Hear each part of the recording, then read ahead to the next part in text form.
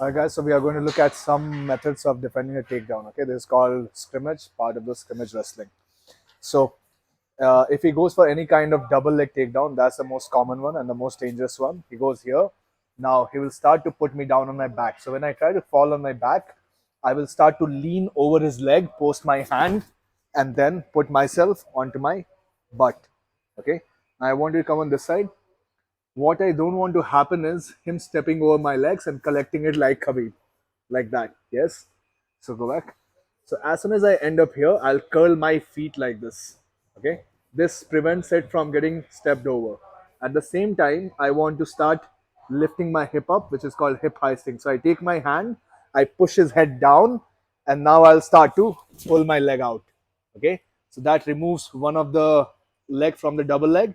And from here, if you come back on this side again, if he keeps on hanging on to my leg, single leg over here, I can start to punch in my Kimura grip. I can start to put the hand behind the back and start to drive him down into a Kimura grip. Okay, that's number one. Most of the time against stronger opponents, what will happen is as you try to hip heist, they will pull your legs into you. Okay, so as I'm here, as I start to hip heist, he will start to pull my leg back in. Whenever he does that, instead of pushing his head now, I will go to a switch grip. So what is a switch grip? Whenever his head is on the opposite side, I go over his shoulder and then underneath his hip like this. Okay.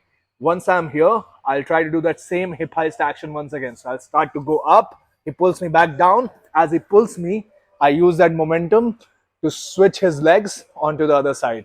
So the action is I am turning my hips, which is facing this side, all the way to the other side. So I go up here. As he comes in, I lift him over. I switch my hand position so that I can build up to a high hip height. And now I end up in a top half guard position from where I can do a lot of damage. Okay, so that's the second thing that you want to do. Now, there's another thing that you can do right after a takedown.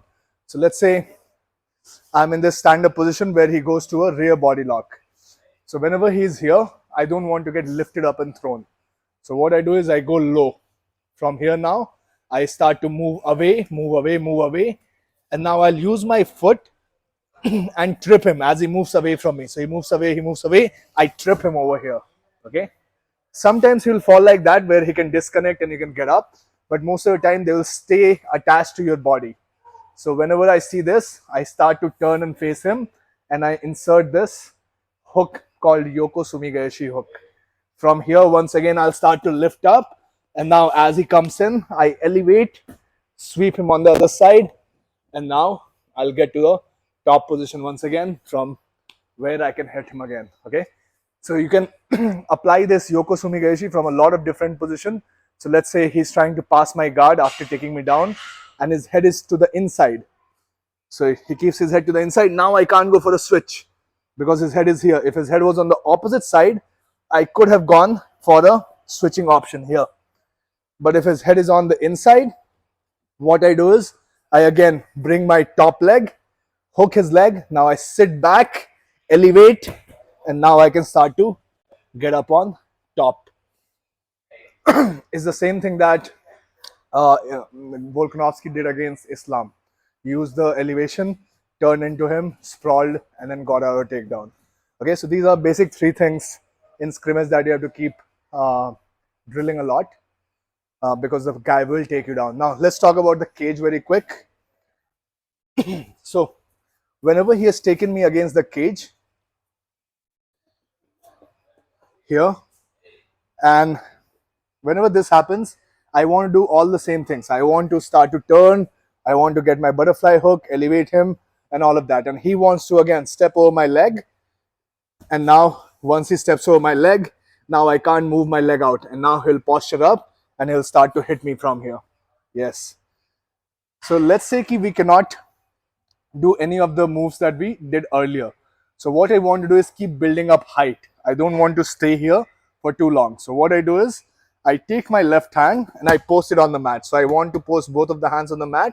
And from here, I start to build up to my knees. Now it's natural that he sees me coming up. He'll start to grab my hips. So he upgrades to my hip. I start to stand up once again. to this spot. Okay. Now immediately start to control. If you can reach behind, get an overhook, that's good. What I like to do is bring my elbow to the inside and now turn into him. That gives me an underhook, from where I can start to reverse the position onto the cage. Okay, so once again, one last time. He has taken me down. He's starting to pressure me, and he also has, let's say, an underhook, high underhook. He's pressuring me over here. So now if I try to turn, it will be difficult. So push the head away, get your elbow to the inside. Now from here, start to lift up, strip that grip, start to come up. If you can get here, it's good. Naturally, usually he will switch to a single leg here because he feels like he's losing position. If he switches to a single leg, now I can start to go into my single leg defenses, which is if his head is here, I'll strip the grip, start to go into my takedowns, counter takedowns.